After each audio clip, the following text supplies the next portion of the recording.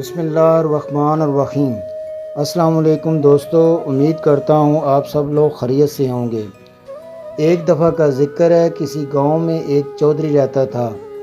اس کے ساتھ حویلی میں ایک ملازم خاص میراثی بھی رہائش پذیر تھا۔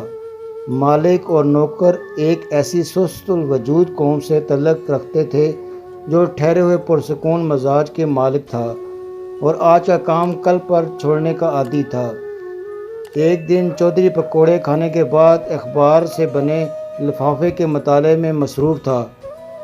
اس نے خبر پڑھی کہ محکمہ زراعت نے جدید پیوند کاری کے ذریعے گندم کا ایسا بیج ایجاد کیا ہے جو دگنی فصل دیتا ہے۔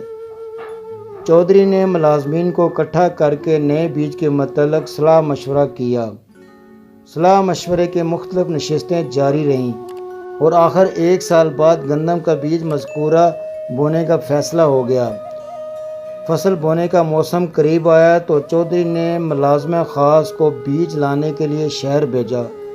میراثی لاری پر طویل سفر طے کر کے شہر پہنچا تو تھکاوٹ سے چور تھا۔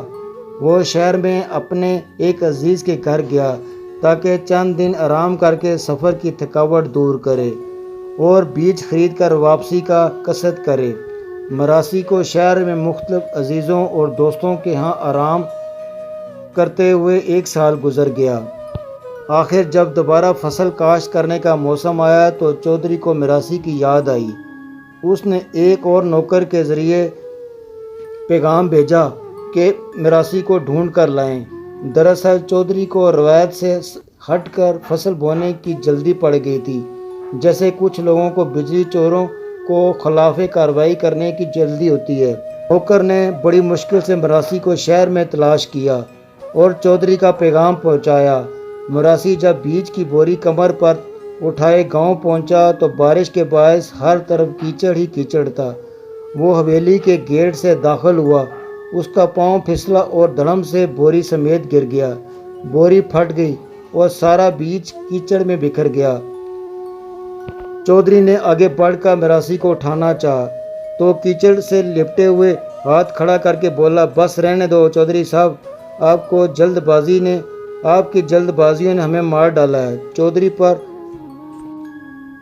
چودھری پر گڑوں پانی پڑ گیا اور اسے اپنی غیر حکیمانہ عجلت پر سخت ندامت ہوئی۔